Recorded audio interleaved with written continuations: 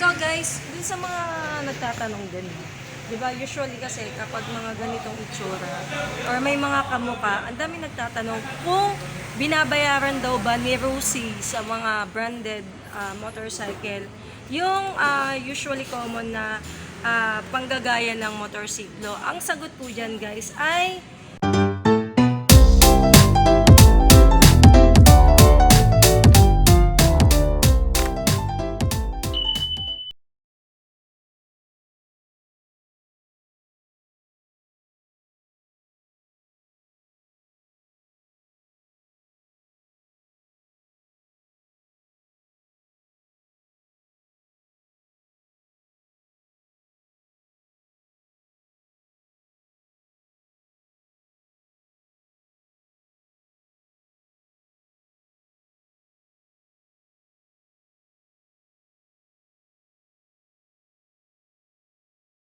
before tayo mag-start, no? So, bibigyan ko lang po kayo ng trivia. Alam niyo ba guys, na sa LTO po is may nilalabas na mga list of motorcycle dealers which is may ranking po sila ng top. Kung sino po yung may mga pinakamaraming benta ng motorsiklo. Okay? And guess what guys? Kung ano po yung top ranking ng Rosie. Okay? So, ang top ranking po ni Rosie, sa list po ng mga madaming pinopurchase na motorsiklo ang nare-registro sila ay top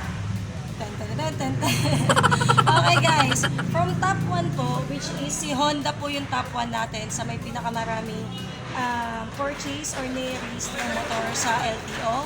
Second guys is si Yamaha is top 2 po. And third is wala pong iba kundi si Rosie. Okay guys, si Rosie po is top 3 sa mga sa dami po ng pinopurchase na motorcycle and nare-registro po kay LTO. Nagulat kayo, no? Ako din nagulat. Ayan, so guys, check po natin yung mga gusto pong mag-purchase ng look-alike po nung Yamaha brand which is Aerox. Meron po sila ditong katulad which is Rapid. Ito na lang, Rapid guys. This is, ano po, look-alike po ni Aerox, pero the price is much cheaper. Pero dun sa mga nagtatanong, actually medyo hindi lang masyadong detailed kasi gusto lang namin ipakita sa inyo kung ano yung mga possible motorcycle unit na makita nyo po dito. So sa mga gusto pong malaman po yung mga presyo, mga kung magkano, pwede po kayong mag-inquire directly po kay Rosie. So ito po is Rapid 150 which is more look-alike po siya ni Aerox. Meron po sila dito, click, parang sort of ito, layer 125, which is look-alike po siya ni click 125 and click 150 old version. Pero ang name po niya is layer 125. Meron din sila dito guys na, dito din.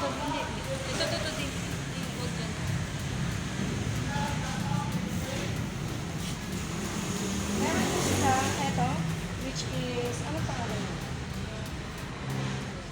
125 din to guys, pero,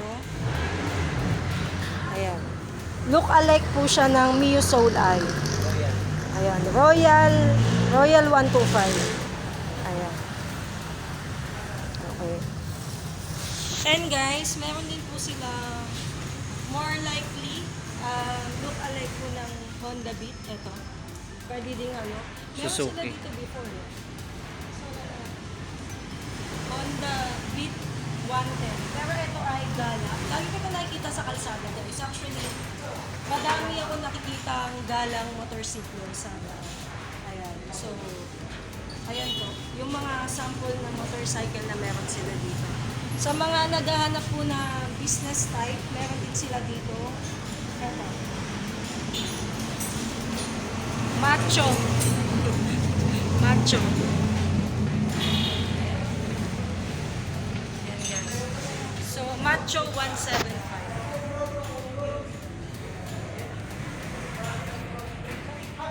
Okay.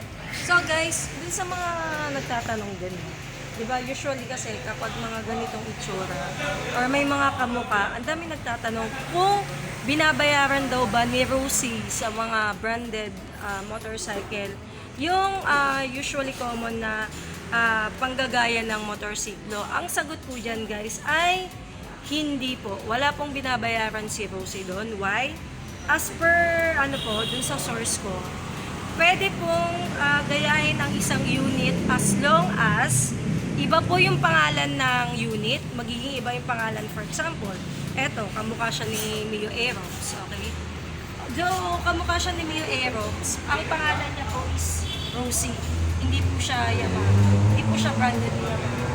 And at the same time, though may pagkakahawig po sila, may kaibahan din po dun sa mismong itsura niya. So, hindi po sila makaka-copyright dun sa mga binibenta nilang unit. So, yun guys.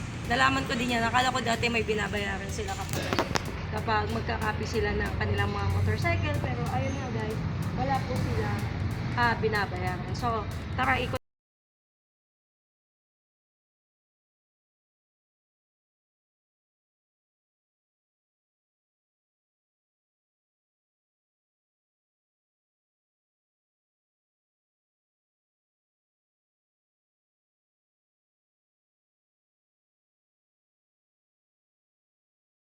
Sa mga gusto pong mag-inquire, yung mga malapit po dito sa Caloocan, merong branch po dito sa Camarin, Caloocan, bago mag-Almar kung galing kayong bagong silang. So, contact details po nila is nandito po sa baba. Ipo-post ko po kung saan niyo po sila pwedeng kontakin and kung saan niyo po sila pwedeng puntahan and sino po yung contact person dyan.